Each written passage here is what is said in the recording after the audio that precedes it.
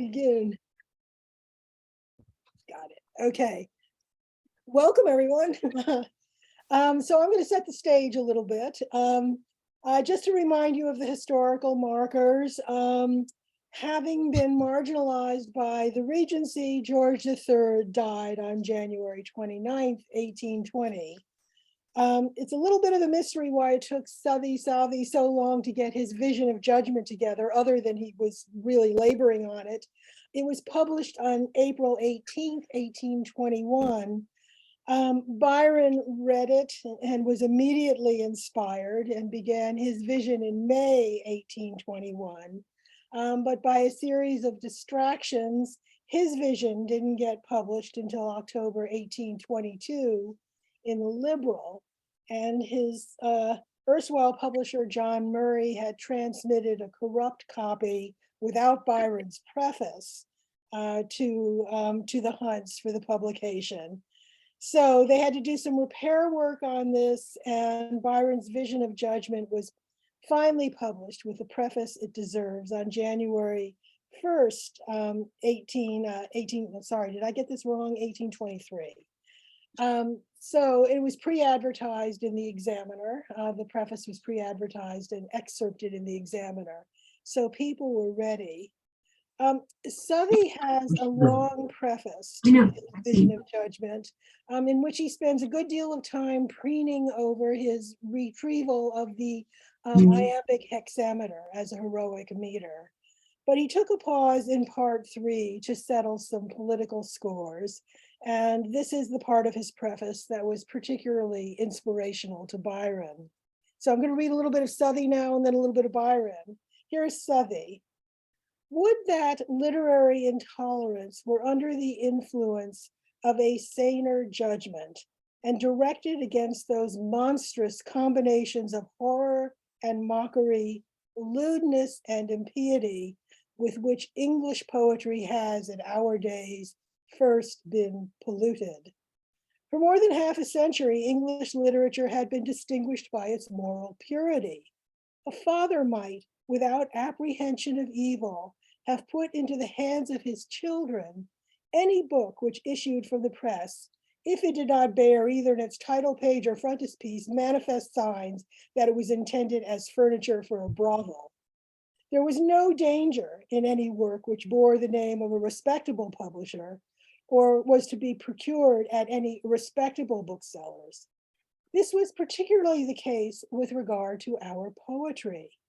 It is now no longer so, and woe to those by whom the offense cometh. The greater the talents of the offender, the greater is his guilt, and the more enduring will be his shame.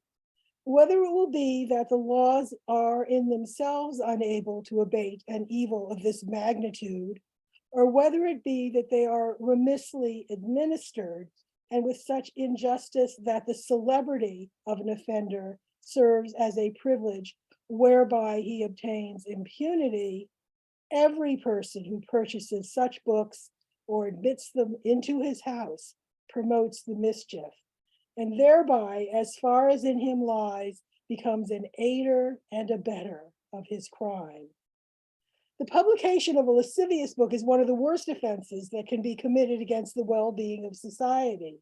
It is a sin to the consequences of which no limits can be assigned, and those consequences no after repentance in the writer can counteract. Whatever remorse of conscience he may feel when his hours come, and come it must, will be of no avail. The poignancy of a deathbed repentance cannot cancel one copy of the thousands which are sent abroad, and as long as it continues to be read, so long is he the pander of posterity, and so long is he heaping up guilt on his soul in perpetual accumulation. Men of diseased hearts and depraved imaginations may properly be called the Satanic school. This evil is political as well as moral, for indeed moral and political evils are inseparably connected. Let the rulers of the state look to this in time. It is the duty of everyone whose opinion may have any influence to expose the drift and aim of those writers who are laboring to subvert the foundations of human virtue and human happiness. Well, this is from Byron's preface, which was omitted, but previewed in the Examiner on the 29th of December before its publication. It hath been wisely said that one fool makes many, and it hath been poetically observed that fools rush in where angels fear to tread. If Mr. Southey had not rushed in where he had no business, and where he never was before, and never will be again, the following poem would not have been written. It is not impossible that it may be as good as his own, seeing that it cannot by any species of stupidity, natural or acquired, be worse. The gross flattery, the dull impudence, the renegado intolerance and impious cant of the poem by the author of Wat Tyler are something so stupendous as to form the sublime of himself, containing the quintessence of his own attributes. So much for the poem. A word on his preface. It has pleased the magnanimous laureate to draw a picture of a supposed satanic school, the which he doth recommend to the notice of the legislature, thereby adding to his other laurels the ambition of those of an informer.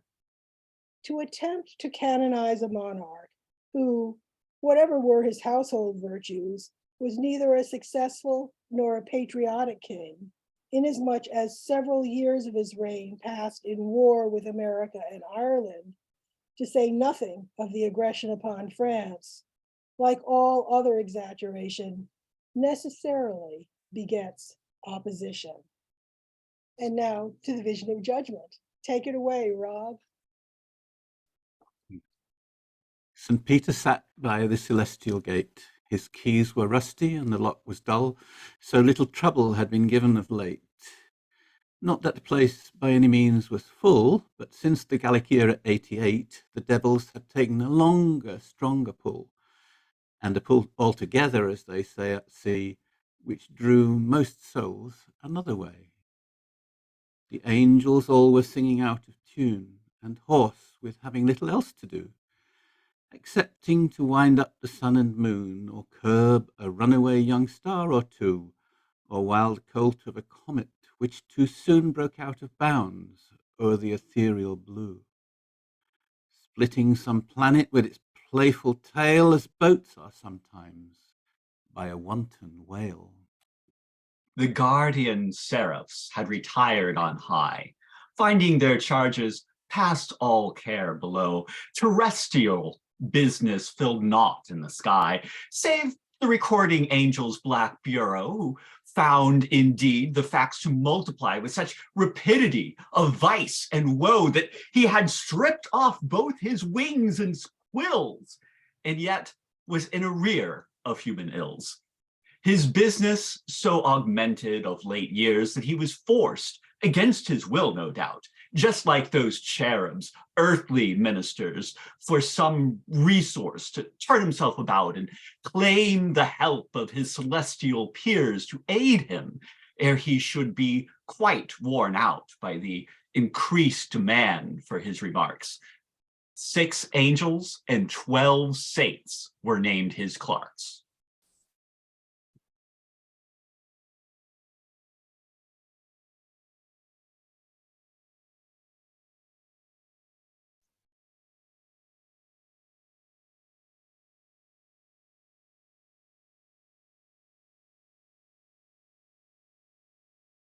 Alice, can't hear you. Alice, you're muted. Okay. This was a handsome board, at least for heaven, and yet they had even then enough to do. So many conquerors' cars were daily driven, so many kingdoms fitted up anew. Each day, too, slew it 1,006 or 7, till at the crowning carnage, Waterloo, they drew their pens down in divine disgust. The page was so besmeared with blood and dust. This, by the way, 'tis not mine to record what angels shrink from. Even the very devil on this occasion his own work aboard, so surfeited with the infernal revel. Though he himself had sharpened every sword, it almost quenched his innate thirst for evil. Here Satan's sole good work deserves insertion, 'tis that he has both generals in reversion.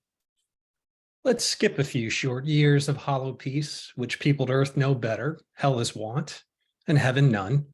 They form the tyrant's lease with nothing but new names subscribed upon it. 'Twill one day finish.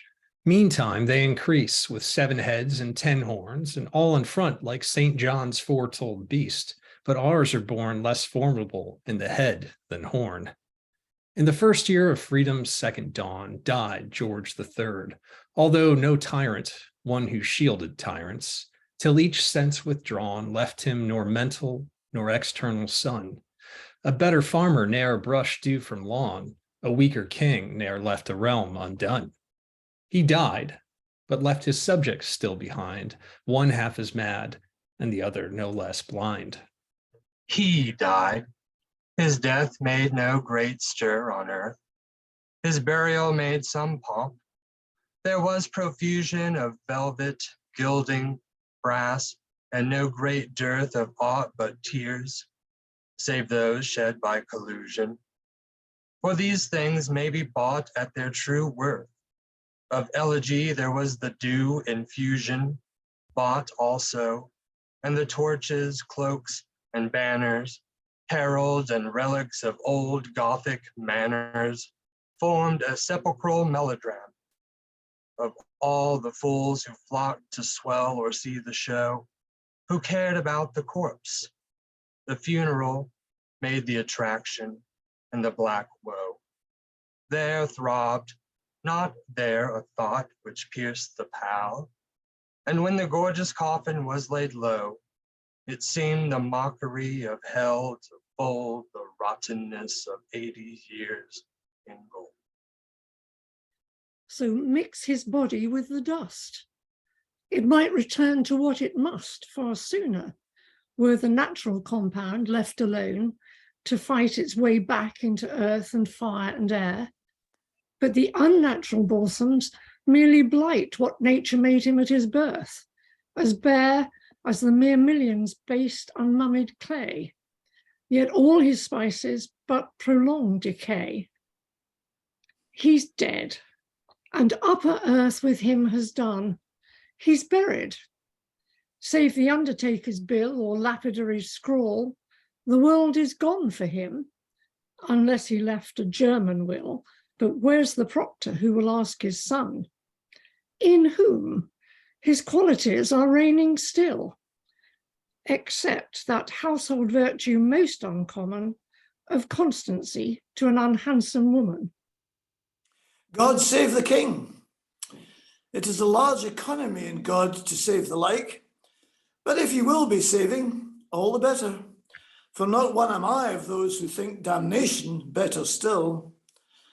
I hardly know too, if not quite alone am I in this small hope of bettering future ill by circumscribing, with some slight restriction, the eternity of hell's hot jurisdiction. I know this is unpopular. I know it is blasphemous. I know one may be damned for hoping no one else may e'er be so. I know my catechism. I know we are crammed with the best doctrines till we quite overflow. I know that all save England's church have shammed, and that the other twice 200 churches and synagogues have made a damned bad purchase. God help us all. God help me too. I am, God knows, as helpless as the devil can wish, and not a whit more difficult to damn than is to bring to land a late hooked fish, or to the butcher to purvey the lamb.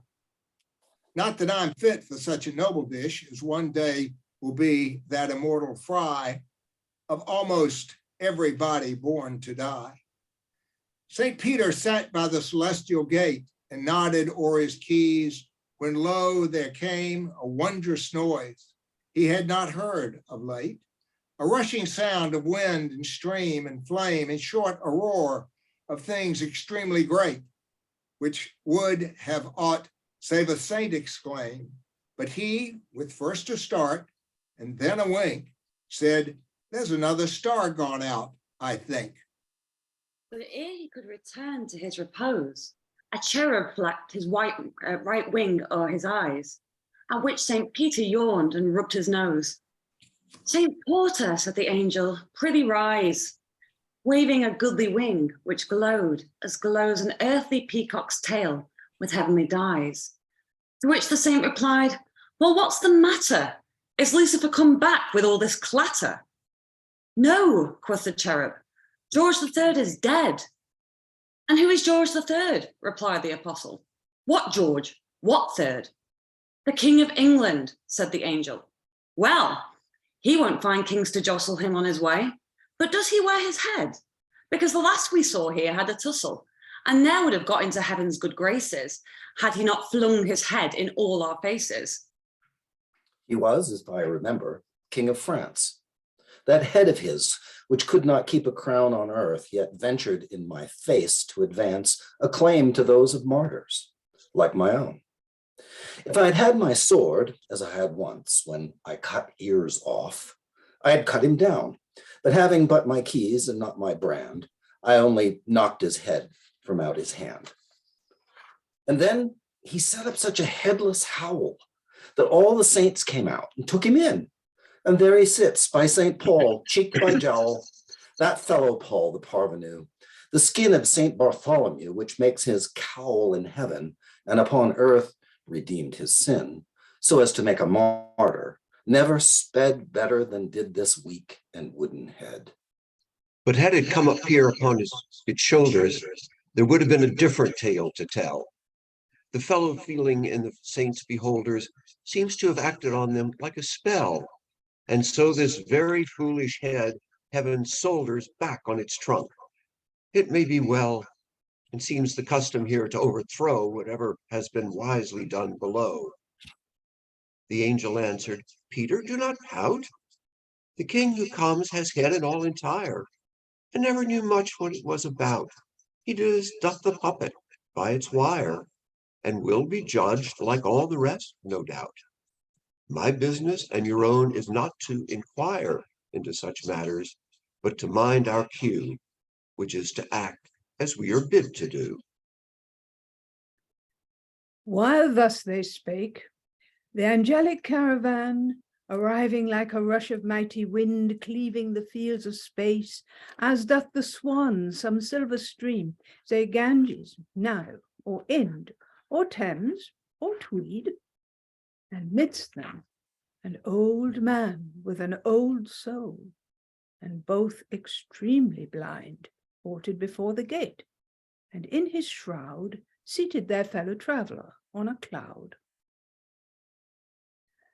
But bringing up the rear of this bright host, a spirit of a different aspect waved his wings, like thunder clouds above some coast whose barren beach with frequent wrecks is paved.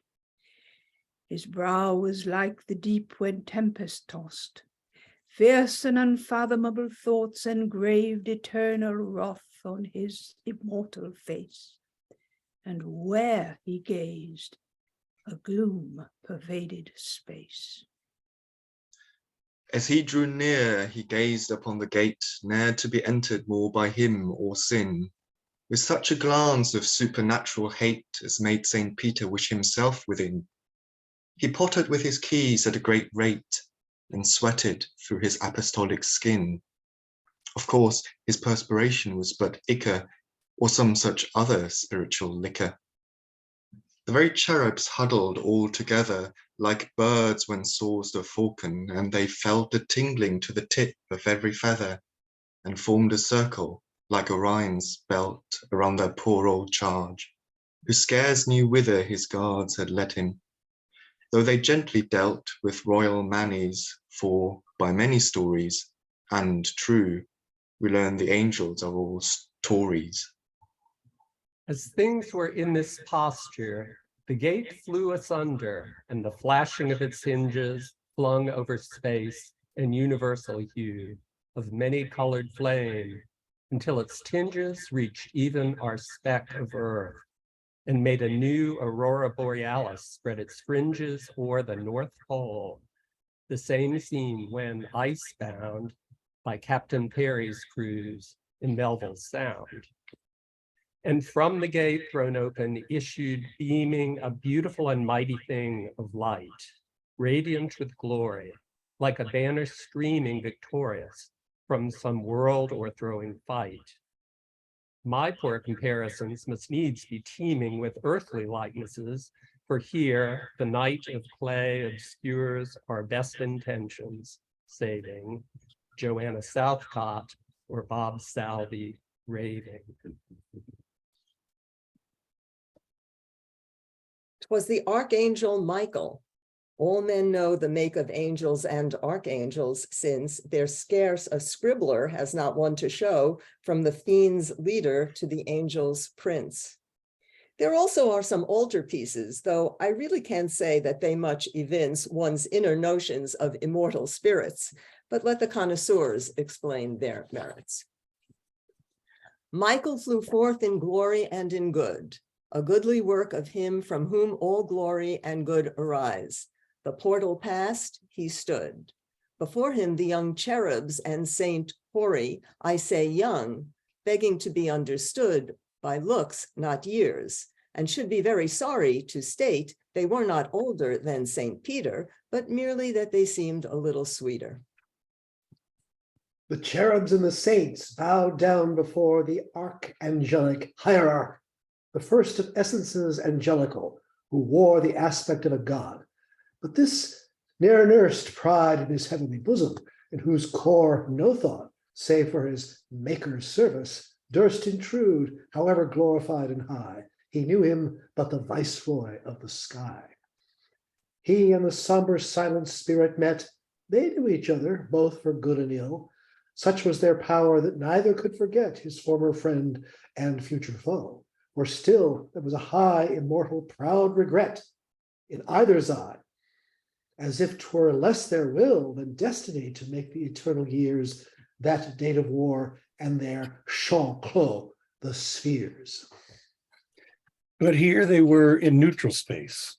We know from Job that Satan hath the power to pay a heavenly visit thrice a year or so, and that the sons of God, like those of clay, must keep him company.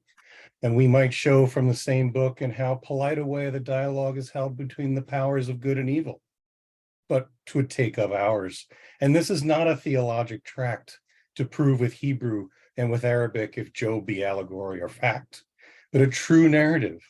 And thus I pick from out the whole but such and such an act as sets aside the slightest thought of trick. 'Tis every tittle true beyond suspicion and accurate as any other vision. The spirits were in neutral space before the gate of heaven. Like eastern thresholds is the place where death's grand cause is argued o'er, and souls dispatched to the world or to this, and therefore Michael and the other wore a civil aspect, though they did not kiss. Yet still between his darkness and his brightness, there passed a mutual glance of great politeness. The archangel bowed, not like a model bow, but with a graceful oriental bend, pressing one radiant arm just where below the heart in good men is supposed to tend. He turned as to an equal, not too low, but kindly. Satan met his ancient friend with more hauteur, as might an old Castilian, poor noble meet a mushroom, rich civilian.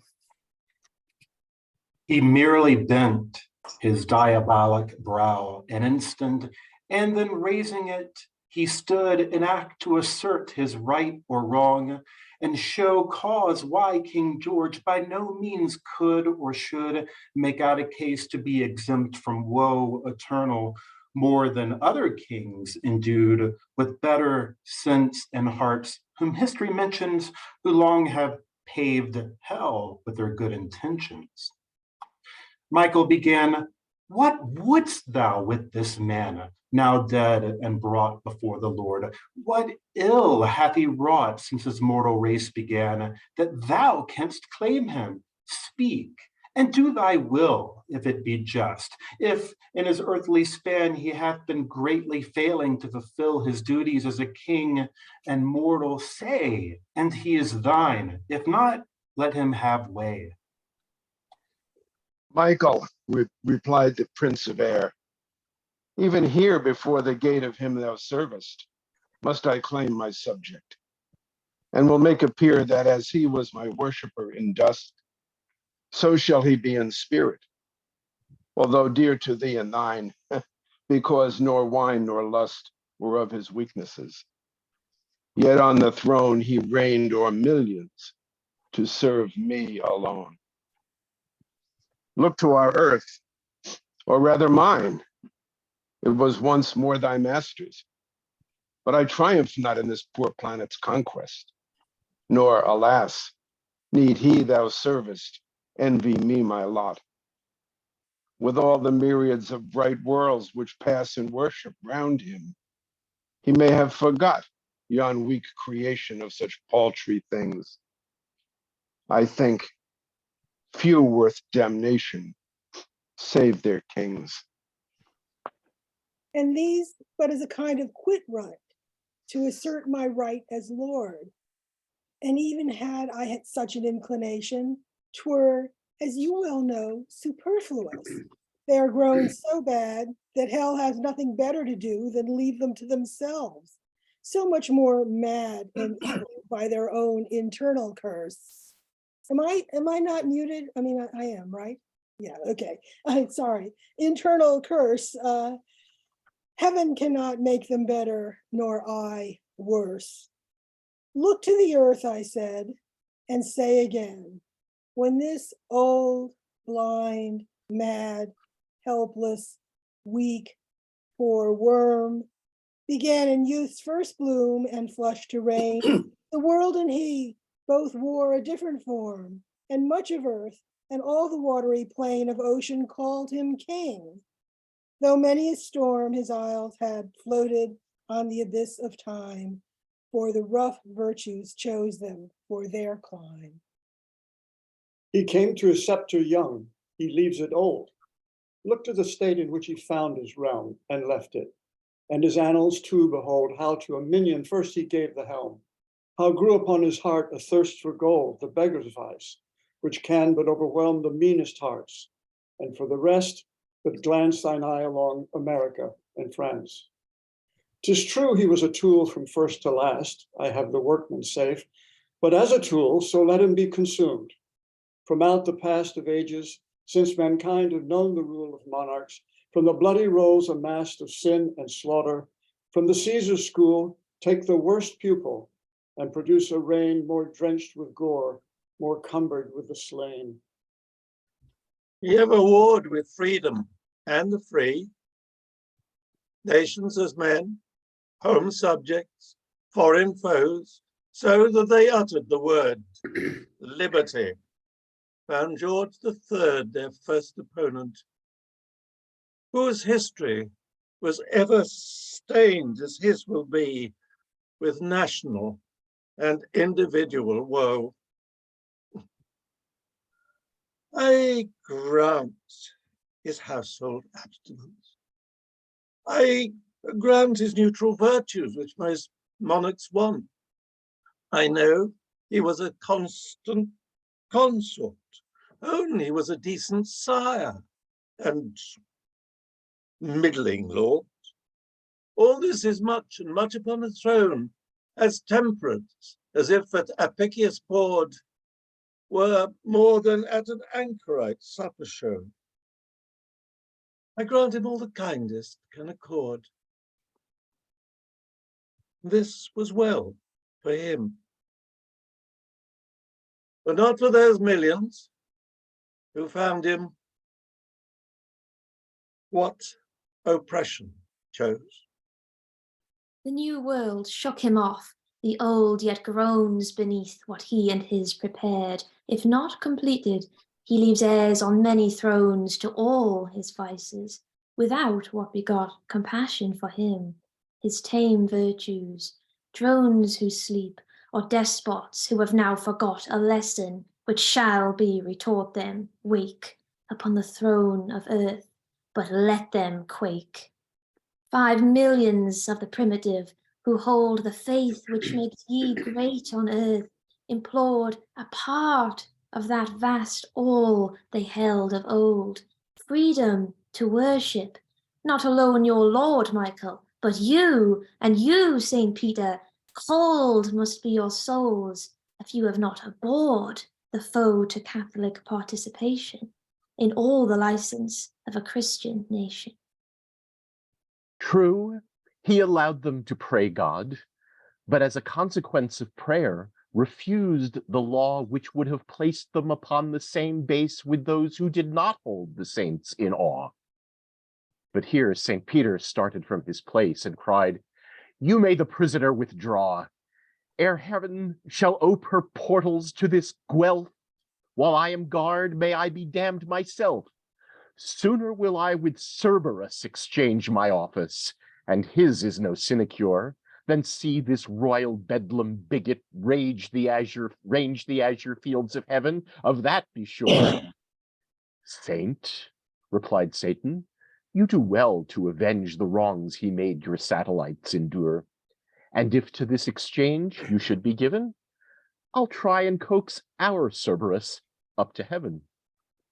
Here Michael interposed. "Good saint and devil, pray not so fast. You both outrun discretion.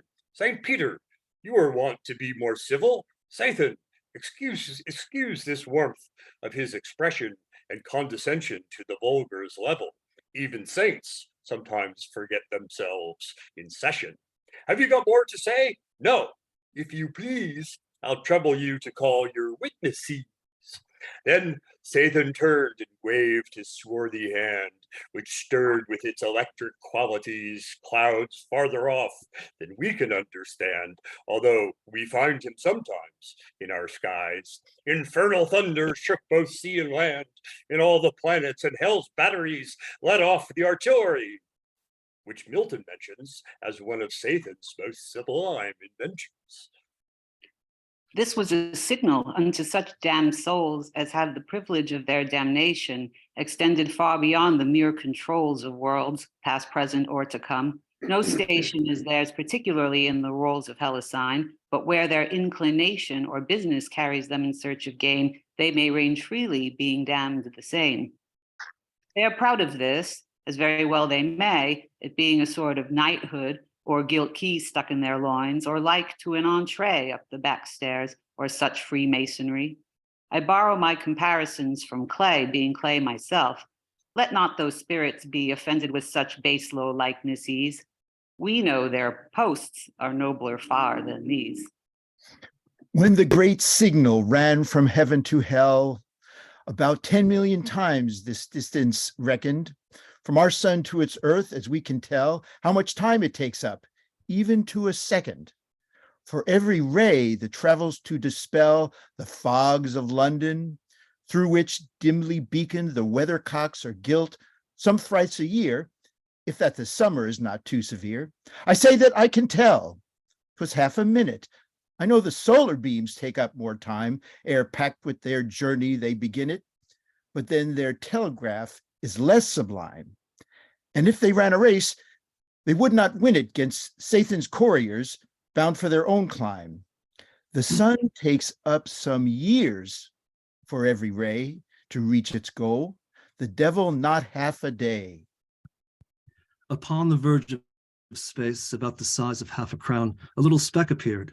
I've seen something like it in the skies in the Aegean, ere a squall. It neared, and growing bigger, took another guise, like an aerial ship attacked and steered, or was steered. I'm doubtful of the grammar of the last phrase, which makes the stanza stammer, but take your choice. And then it grew a cloud, and so it was, a cloud of witnesses. But such a cloud, no land e'er saw a crowd of locusts numerous as the heavens saw these.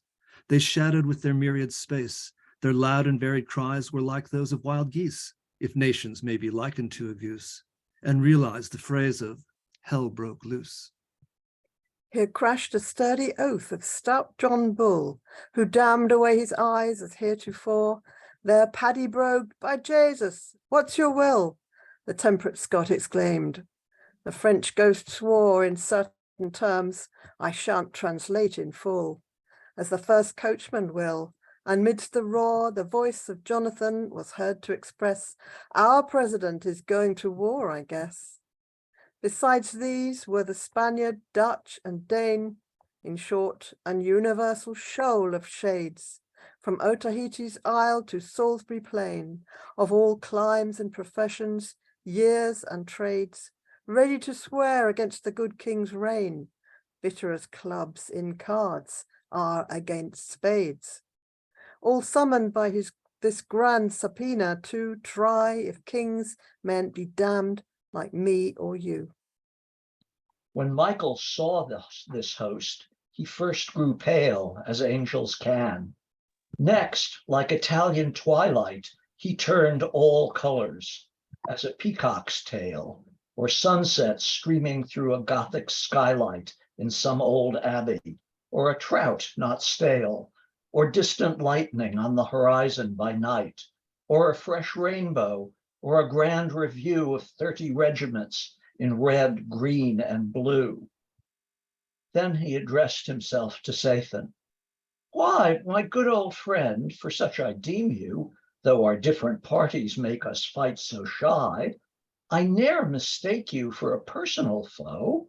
Our difference is political, and I trust that, whatever may occur below, you know my great respect for you, and this makes me regret whate'er you do amiss." "I, my dear Lucifer, would you abuse my call for witnesses? I did not mean that you should half of us and else produce.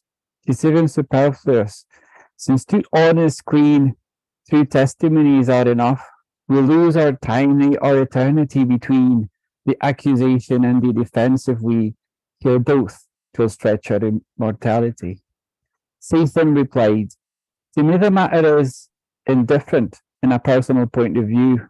I can have 50 better souls than this, with far less trouble than we have gone through already. And I merely argued his like Majesty of Britain's case with you upon a point of form. You may dispose of him of kings enough below, God knows." Thus spoke the demon, late called multi-faced by multo scribbling Saubi. "Then we'll call 1 or 2 persons of the myriads placed around our Congress, and dispense with all the rest," quoth Michael. "Who may be so graced as to speak first? There's choice enough. Who shall it be?" Then Sathan answered, "There are many, but you may choose Jack Wilkes as well as any.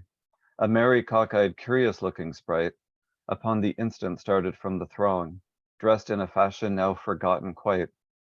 For all the fashions of the flesh stick long by people in the next world, where unite all the costumes since Adam's right or wrong, from Eve's fig leaf down to the petticoat, almost as scanty of days less remote." The spirit looked around upon the crowds assembled and exclaimed, "My friends of all the spheres, we shall catch cold amongst these clouds. So let's to business. Why this general call? If those are freeholders I see in shrouds, and 'tis for an election that they bawl, behold a candidate with unturned coat. Saint Peter, may I count upon your vote?" "Sir," replied Michael, "you mistake. These things are of a former life, and what we do above is more august. To judge of kings is the tribunal met, so now you know." "Then I presume those gentlemen with wings," said Wilkes, "are cherubs, and that soul below looks much like George III, but to my mind a good deal older. Bless me, is he blind?" "He is what you behold him, and his doom depends upon his deeds," the angel said. "If you have aught to arraign in him, the tomb gives license to the humblest beggar's head to lift itself against the loftiest." "Some," said Wilkes, "don't wait to see them laid in lead for such a liberty, and I, for one, have told them what I thought beneath the sun." "Above the sun, repeat then what thou hast to urge against him," said the archangel. "Why," replied the spirit, "since old scores are past, must I turn evidence? In faith, not I. Besides, I beat him hollow at the last, with all his lords and commons. In the sky, I don't like ripping up old stories, since his conduct was but natural, Prince. Foolish, no doubt, and wicked to oppress a poor unlucky devil without a shilling. But then I blame the man himself much less than Bute and Grafton, and shall be unwilling to see him punished here for their excess, since they were both damned long ago, and still in their place below. For me, I have forgiven, and vote his habeas corpus into heaven. Wilkes, said the devil, I understand all this. You turned to half a courtier ere you died, and seemed to think it would not be amiss to grow a whole one on the other side of Charon's ferry. You forget that his reign is concluded. Whatsoe'er betide, he won't be sovereign more.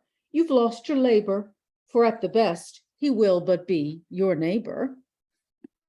However, I knew what to think of it when I beheld you in your jesting way, flitting and whispering around about the spit, where Belial, upon duty for the day, with fox's lard was basting William Pitt, his pupil. I knew what to think, I say. That fellow, even in hell, breeds farther ills. I'll have him gagged. 'Twas one of his own bills. Call Junius.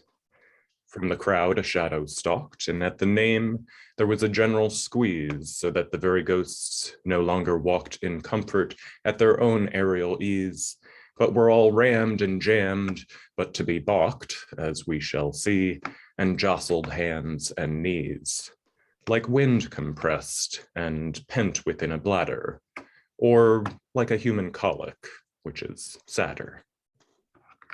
The shadow came, a tall, thin, gray-haired figure that looked as it had been a shade on earth, quick in its motions with an air of vigor, but not to mark its breeding or its birth.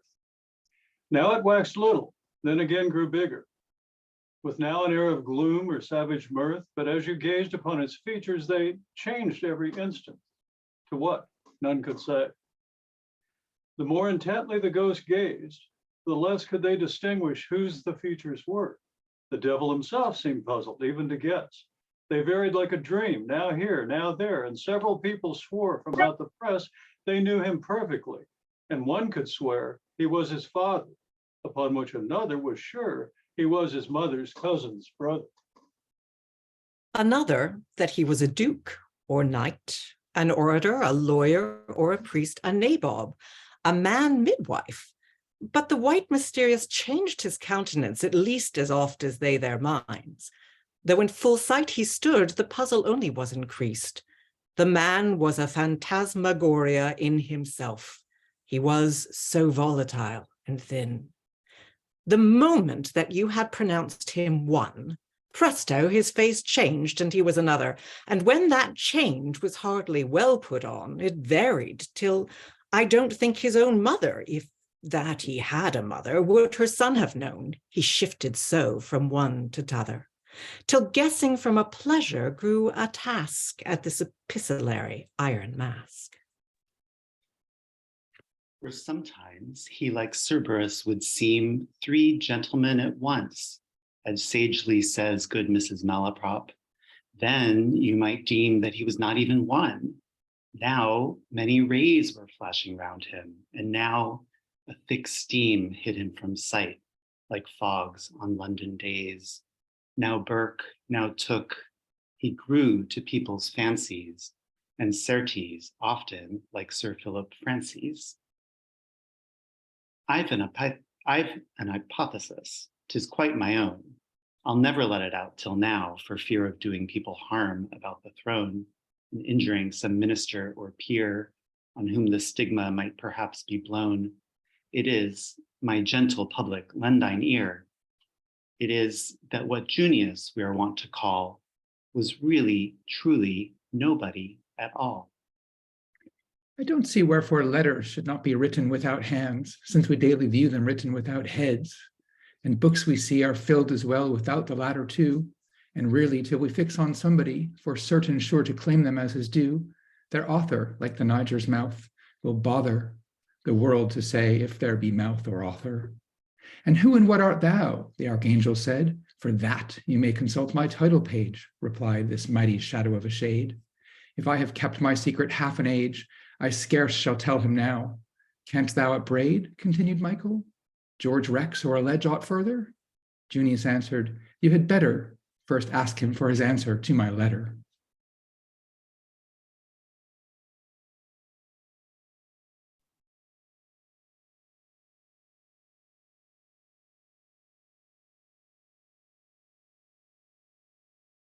My charges upon record will outlast the brass of both his epitaph and tomb.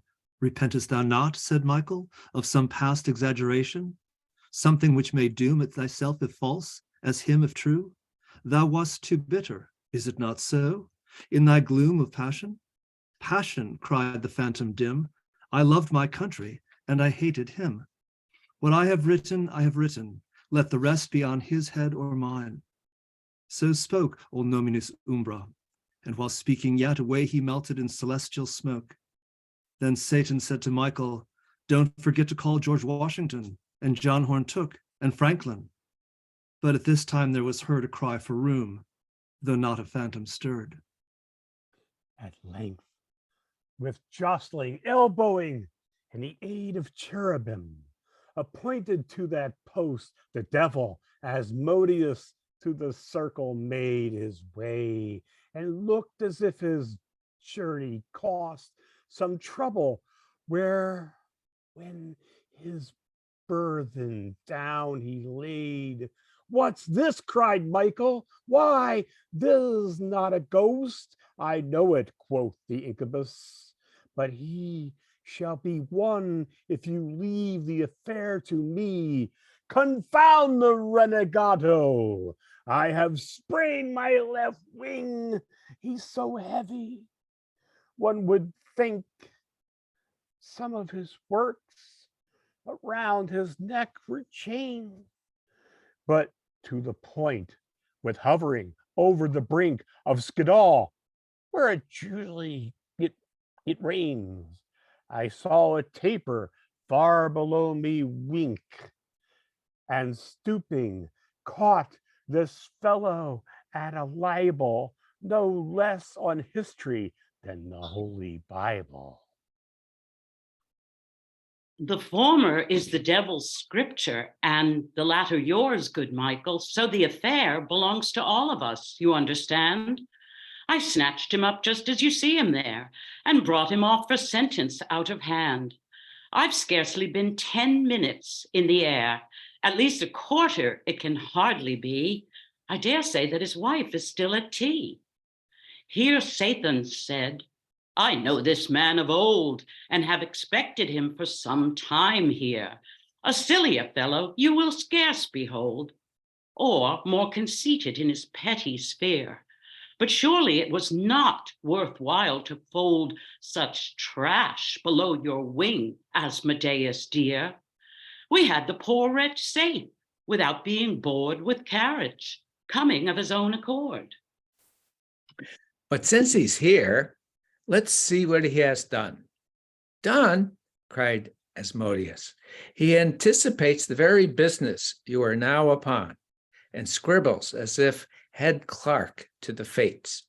Who knows to what his ribaldry may run, when such an ass as this, like Balaam's, prates?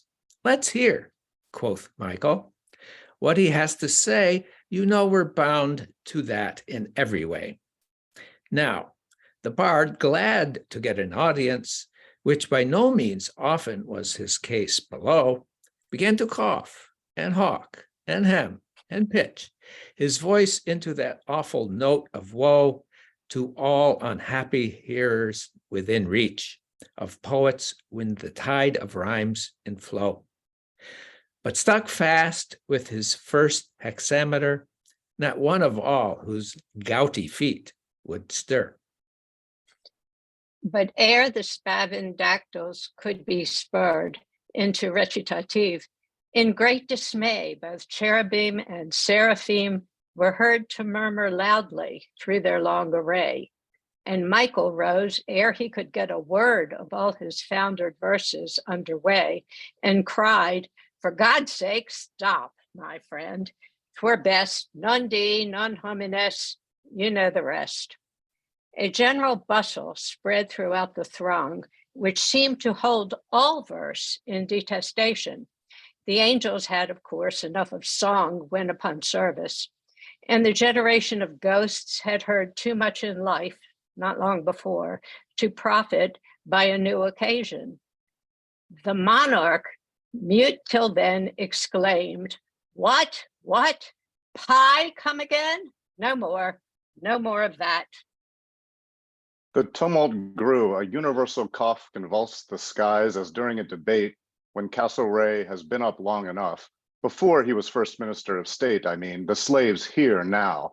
Some cried off, as at a farce, till grown quite desperate, the bard St. Peter prayed to interpose, himself an author, only for his prose.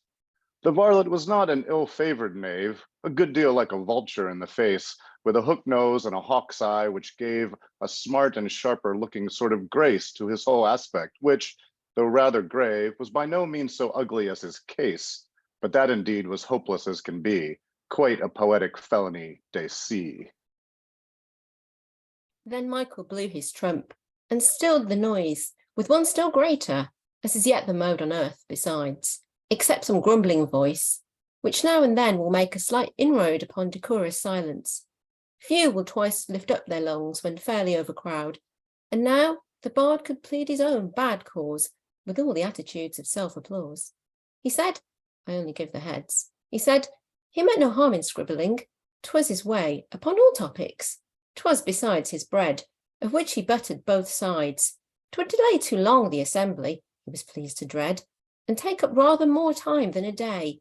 To name his works, he would but cite a few, Wat Tyler, Rhymes on Blenheim, Waterloo. He had written praises of a regicide. He had written praises of all kings whatever. He had written for republics far and wide, and then against them bitterer than ever. For pantisocracy he once had cried aloud, a scheme less moral than 'twas clever, then grew a hearty anti-Jacobin, had turned his coat and would have turned his skin. He had sung against all battles, and again in their high praise and glory, he had called reviewing the ungentle craft, and then became as base a critic as e'er crawled. Fed, paid, and pampered by the very men by whom his muse and morals had been mauled. He had written much blank verse and blanker prose, and more of both than anybody knows. He had written Wesley's life. Here, turning round to Satan, "Sir, I'm ready to write yours in 2 octavo volumes, nicely bound with notes and preface. Oh, that most allures the pious purchaser, and there's no ground for fear, for I can choose my own reviewers. So let me have the proper documents, that I may add you to my other saints." Satan bowed and was silent. "Well, if you, with amiable modesty, decline my offer, what says Michael? There are few whose memoirs could be rendered more divine. Mine is a pen of all work, not so new as it was once, but I would make you shine like your own trumpet. By the way, my own has more of brass in it and is as well blown." But talking about trumpets, here's my vision.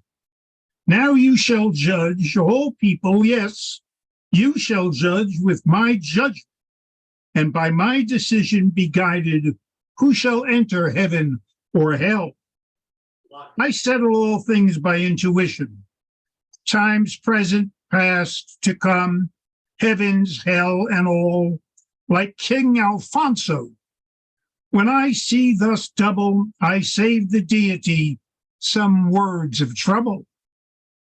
He ceased, and drew forth an MS, and no persuasion on the part of devils or saints or angels could now stop the torrent. So he read the first 3 lines of his contents, but at the 4th, the whole spiritual show had vanished with variety of scents, ambrosial and sulphureous, as they sprang like lightning off from his melodious twang. Those grand heroics acted as a spell. The angels stopped their ears and plied their pinions. The devils ran howling, deafened down to hell. The ghosts fled, gibbering for their own dominions. For 'tis not yet decided where they dwell, and I leave every man to his opinions. Michael took refuge in his trump, but lo, his teeth were set on edge. He could not blow. St. Peter, who has hitherto been known for an impetuous saint, upraised his keys, and at the 5th line knocked the poet down, who fell like Phaeton, but more at ease, into his lake, for there he did not drown. A different web, being by the destinies, woven for the laureate's final wreath, whene'er reform shall happen, either here or there. He first sank to the bottom like his works, but soon rose to the surface like himself. For corrupted things are boiled like cogs, by their own rottenness, light as an elf. On wisps that flits over a morass he looks, and may be still like dull books on a shelf, in his own gain, to scroll some life or vision, as well one says, the devil tender physician. As for the rest, to come to the conclusion of this true dream, the telescope is gone, which kept my optics free from all delusion, and showed me what I in my turn have shown. All I saw farther in the last confusion was that King George slipped into heaven for one, and when the tumult, the wind to a calm, I left him practicing the 100th Psalm. Okay, Carol. Author.